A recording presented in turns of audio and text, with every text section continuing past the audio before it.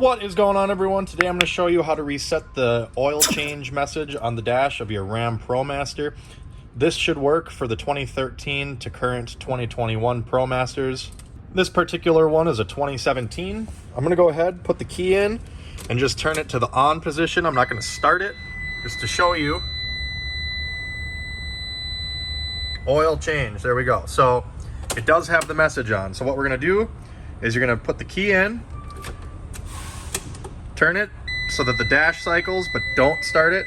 And within 10 seconds, you're gonna push the accelerator all the way down, and then up, down, up, down, up. So 3 down and ups, and then turn the key off. And when you put the key back in, turn the key on, the message should be gone.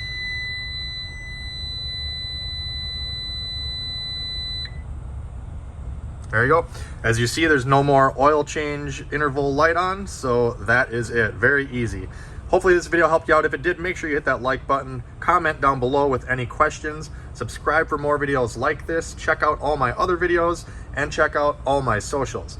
Thanks for watching, guys. Have a great day.